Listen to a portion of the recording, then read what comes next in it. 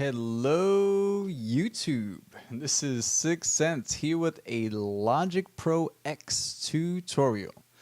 Alright, so I have a great one for you guys today. You know, I'm always coming up with like brand new stuff that you really don't see anywhere else on YouTube because I live where there is no box, so I don't, think inside or outside the box. The box doesn't exist, okay? Remember that. Don't limit yourself by your own mind, okay? Because possibilities are limitless, endless. You just have to figure out a way to do it and do it. All right? So here it goes. You're going to love this one, all right? I have a Casio keyboard. Bought it at a Black Friday sale at Walmart, 60 bucks a few years ago, all right? And it's one of those teach me how to play, little keyboards.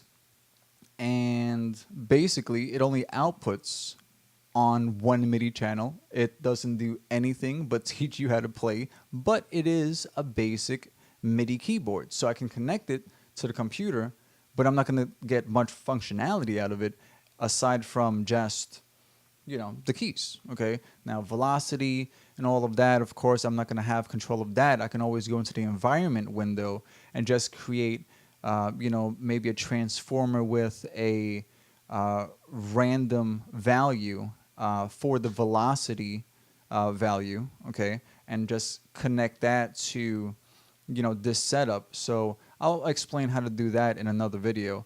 But now let's get down to business, okay? So now we have the basis of what's going on, right? We have a Casio keyboard. It's only outputting on one MIDI channel. We'll call that MIDI channel 6, okay? Because it's 6 cents, right? All right, so we have this dummy test, okay? Now what I did was I created 4 different MIDI tracks, okay? Now what I did was I selected all 4 and I right-clicked that and I created a track stack. The track stack that I created was actually a summing stack. The reason why I chose a summing stack was because it has the record enable button, okay? I never pronounced the T's in button, so that's a new one. All right. So anyway, here goes the record enable button, okay?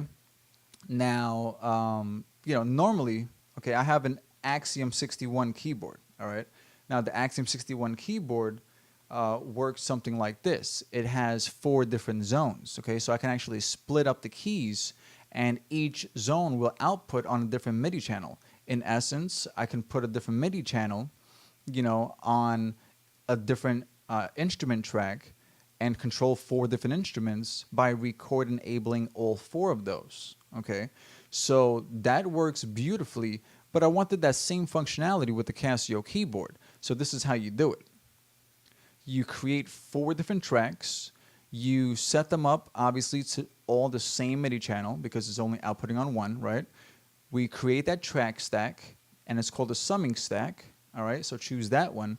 And then the summing stack, all right, select that, change that to MIDI channel 6. Make sure all of the contained MIDI tracks are on channel 6 as well, okay? If that's the MIDI channel that your MIDI controller is outputting from, okay?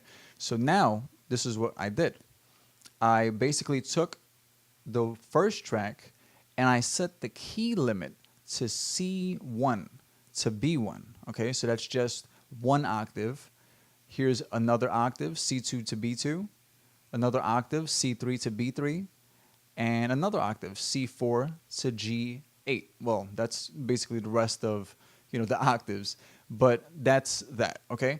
So now I have on this one the E piano, on this one I have the ES2, on this one I have retro synth, and on this one I have the clav. All right, so now I'm actually going to change this one so we can really hear the distinct difference. I'll make this a sculpture, okay? So we have E piano, ES2, retro synth, and sculpture, all right? So now what you do is you select this track stack. So it'll record enable, all right? And now what I do is I'll just play the keys, and you'll see that I'm going to play a different instrument as I move up to the different octaves. So you'll see that in this meter right here, the volume fader. Okay, watch.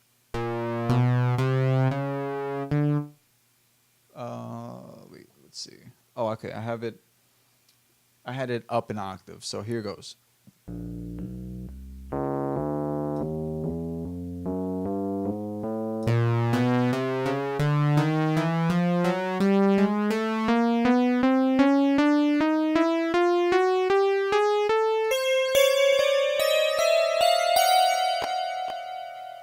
So you get the point, all right? That's how that works.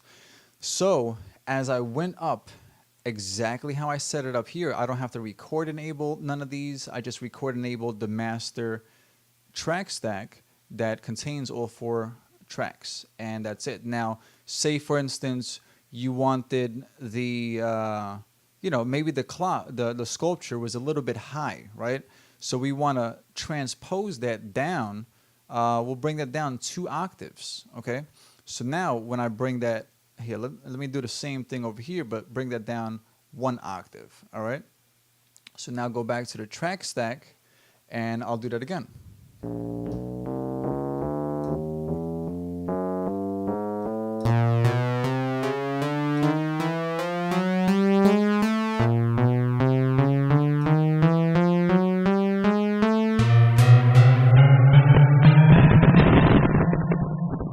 There's a little distortion there. But you see what's happening, okay? It's actually outputting on the different strips, okay? So that's basically it. There's nothing more to it. If you have any questions at all, feel free to comment below, subscribe, like, and thank you for watching, guys. Stay tuned for more non-existent box tutorials. All right, and God bless, and happy producing, guys.